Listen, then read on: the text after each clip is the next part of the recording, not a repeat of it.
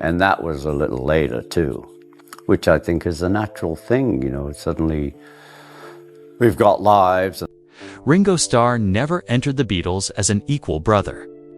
He walked in as the replacement many believed was temporary, the one critics mocked as lucky and insiders whispered about. Yet he kept smiling while carrying the weight of being treated like the least important member. Even inside the group, he faced moments that made him feel like an outsider. His story of resentment began long before he ever touched a Beatles drum kit. Growing up in Liverpool, he spent much of his childhood sick in hospital beds instead of classrooms, battling serious illnesses that left him shy, behind in school, and convinced that everyone around him was smarter and stronger.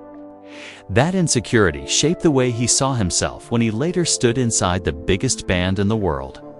The drums became his escape, and in the local scene, he earned respect for being steady and reliable. So, when the Beatles needed a stronger drummer than Pete Best in 1962, they called him. But the excitement faded fast when producer George Martin brought in session drummer Andy White for the Love Me Do recording because he doubted Ringo's ability. Ringo admitted years later that the sting never disappeared. His first major moment with the Beatles included being quietly replaced. The press soon added more pressure by calling him the least talented member and insisting he was only there because John and Paul liked him. Inside the group, the hierarchy was clear, with John and Paul leading the music and George fighting for space, while Ringo was expected to keep time, smile, and not question anything. But once their manager Brian Epstein died, everything became unstable. And the tension that hurt Ringo the most came from Paul McCartney, who took over the leadership role and pushed the band constantly. Paul's work ethic clashed with Ringo's nature, and he often told others exactly how to play their own parts. The breaking point arrived during the White Album sessions when Paul kept making Ringo redo a simple drum part until finally Paul sat at the drums himself. For Ringo, who had already been replaced once, this moment felt like confirmation that he was optional.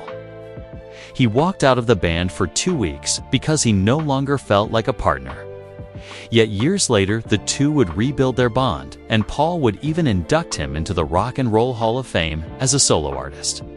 But another moment cut even deeper when John Lennon slowly drifted away under the influence of Yoko Ono, who entered the studio and the creative space with John's full support.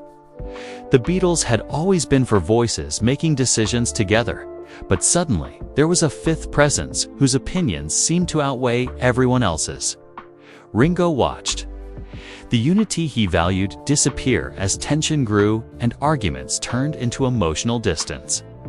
And by the time John moved to New York, the band's brotherhood was already fading.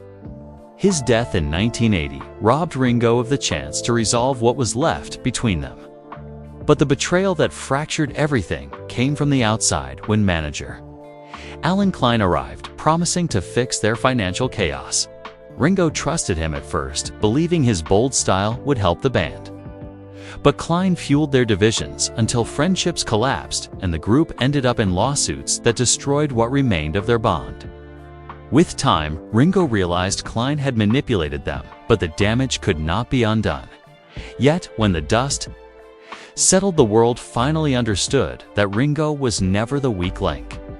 Producers and musicians discovered that his timing, feel, and natural groove were impossible to copy in legends like Harrison.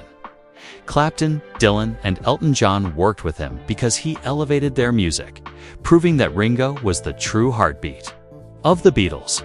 So tell me whose actions shocked you the most, and make sure you like this video.